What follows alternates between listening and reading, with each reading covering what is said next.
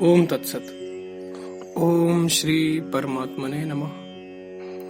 ओम श्री गुरुवे नमः। योग वशिष्ठ। जीवात्मा का अपनी भावना से लिंग देहात्मक पुर्यष्टक बनकर अनेक रूप धारण करना।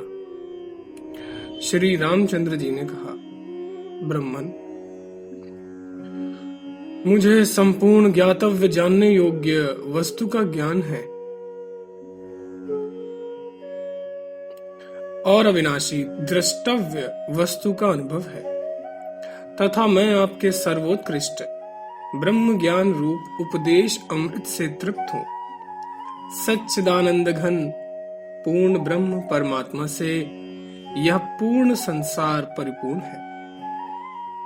पूर्ण ब्रह्म परमात्मा से ही यह संसार उत्पन्न होता है। पूर्ण ब्रह्म परमात्मा द्वारा ही यह संसार पूरित है एवं पूर्ण ब्रह्म परमात्मा में ही यह संसार स्थित है। तथापि ब्रह्मन, बहुत लोगों के ज्ञान की अभिवृद्धि के लिए लीला से मैं आपसे यह प्रश्न पूछता हूं। मृत प्राणी के श्रोत्र, चक्षु, त्वचा, रसना और घ्राण, ये इंद्रिय गोलक प्रत्यक्ष विद्यमान रहते हुए भी अपने अपने विषयों का ग्रहण क्यों नहीं करते? और जीते हुए प्राणी की इंद्रियां अपने अपने विषयों का ग्रहण कैसे करती हैं? जड़ रूप होती हुई भी ये इंद्रियां शरीर के भीतर स्थित रहकर घट आदि बाह्य पदार्थों का अनुभव कैसे करती हैं और कैसे नहीं भी करती? महर्षि, यद्यपि मैं इन विशेषों को जान रहा हूं, तथापि आपसे फिर पूछता हूं, उसे आप कृपा पूर्वक पूर्ण रूप से कहिए। श्री वशिष्ठ जी बोले, श्री राम, इस संसार में विशुद्ध सच्चिदानंद ब्रह्म के सिवा इंद्रिय, चित्त और घट आदि किसी भी अन्य पदार्थ का पृथक अस्तित्व नहीं, अर्थात एक विज्ञान आनंद घन परमात्मा ही है। वह चिन्मय परमात्मा ही प्रकृति बन गया है। उसी प्रकृति के अंश से इंद्री आदि एवं घट आदि उत्पन्न हुए हैं, किंतु आदि और अंत से रहित, विकार रहित, प्रकाश स्वरूप, शुद्ध चैतन्य मात्र, जगत कारण रूप ब्रह्म वास्तव में माया से रहित है। यह अज्ञानी जीवात्मा ही अज्ञान के कारण अपनी भावना के अनुसार संसार का रूप धारण करता है।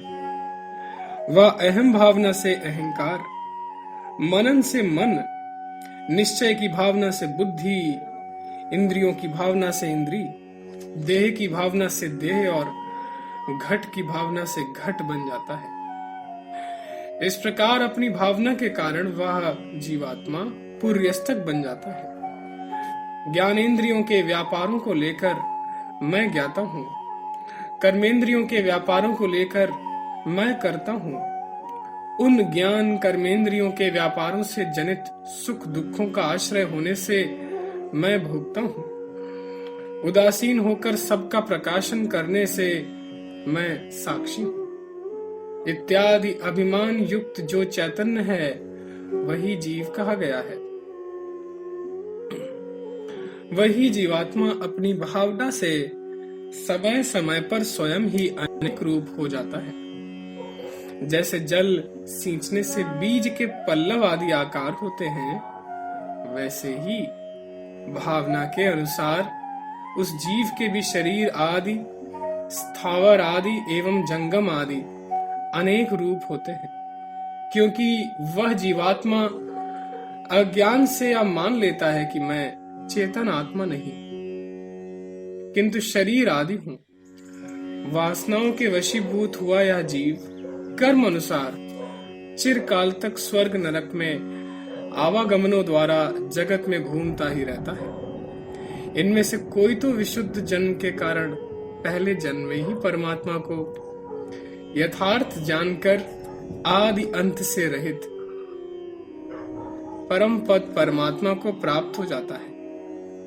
कोई बहुत काल तक अनेक योनियों में प्राप्त सुख दुख आदि भोगों के अनंतर परमात्मा के यथार्थ ज्ञान द्वारा परम पद को प्राप्त होता है। श्री राम, बाह्य विषयों के ज्ञान में इंद्रिय संबंध ही सदा कारण है और वह इंद्रियों का संबंध चित्त से युक्त जीवित पुरुष में ही संभव है, मृत पुरुष में कभी नहीं।